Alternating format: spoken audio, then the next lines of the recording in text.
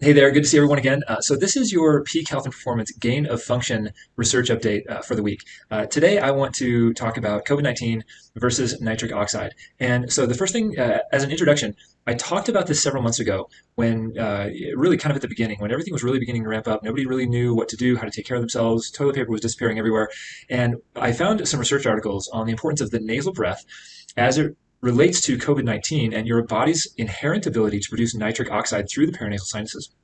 So I'm just going to review that research briefly, especially as talk about the pandemic ramps up again. We've got the Delta variant. I really don't know. This isn't to say that your body can cure COVID-19, the Delta variant, if you get it. But what I am telling you, what I do want to impart to you today is that your body has inherent abilities to protect itself. And this really is the paranasal sinuses and your body's ability to produce nitric oxide is, in essence, your body's first line of defense against airborne infections and disease. And so let's review this research really quick. Journal of Virology, all the way back in 2005, they were talking about nitric oxide.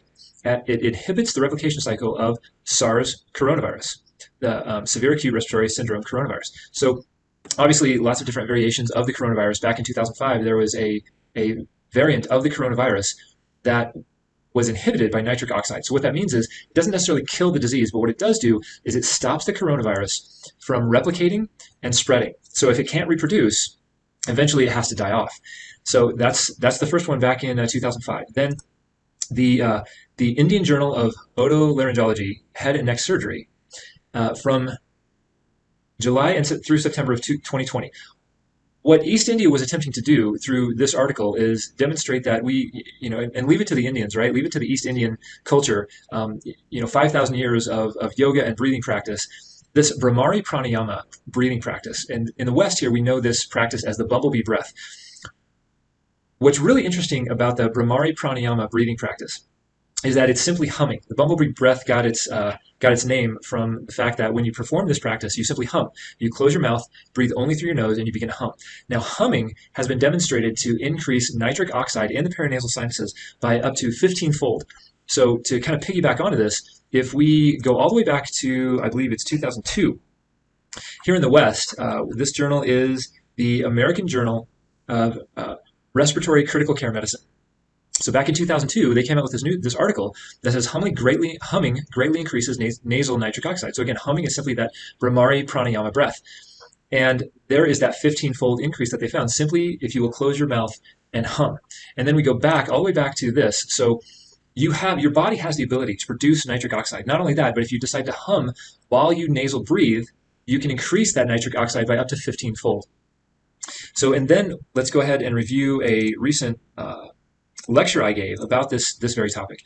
So we return to this idea of COVID-19 versus nitric oxide. Your body produces nitric oxide. We've already established that. We've also established the fact that your body can produce more nitric oxide if you're intentional about your breathing practice. So to review, once again, the body's first line of defense against airborne bacteria and viruses. Nitric oxide is antibacterial, antiviral, and antimicrobial. In essence, it sterilizes the air. If you nasal breathe and begin to take on the benefits of nitric oxide, it sterilizes the air that you inhale. Nitric oxide also produces vasodilation in the lungs, so it redistributes the blood throughout the lungs due to that vasodilation, and as a result, increases oxygen uptake in the blood by 10 to 15%. It's a natural decongestant, so it will get rid of that stuffy nose that you've been struggling with, and it also plays a role in the production of surfactant for elasticity and pliability of the lungs. One of the things we have to talk about with coronavirus, if we're serious about developing a breathing practice that might help us protect ourselves, is this idea that coronavirus very specifically inhibits the production, inhibits surfactant on the lung. So when we talk about the lung and we talk about the alveoli and the little sacs that take in oxygen and distribute it into the bloodstream, COVID-19 diminishes or destroys the surfactant. In essence, what happens, it decreases the pliability of the lungs. It makes your lungs more stiff. It makes it harder to breathe, and it makes it harder for your lungs to get oxygen into the bloodstream. Nitric oxide enhances the production of surfactant, increasing the pliability of your lungs, making it easier to breathe and making it easier for the air that you breathe in to be distributed into the bloodstream. So tons of benefits as a result of your body's ability to produce nitric oxide. Hopefully that was interesting. Hopefully that was helpful. If you have questions about this, if you want to develop your own breathing practice, please contact me. I would love to answer your questions. And once again, so this is your gain of function research review for this week. We're not scared of gain of function here at Peak Health Performance. We do it all the time. We do it every day. And so if you have quite more questions about just improving your overall ability, how breathing can improve recovery, how breathing can improve your performance, anything along those lines, we'd love to hear from you. Hope you're having a great day. Stay safe, and we'll see you here again soon.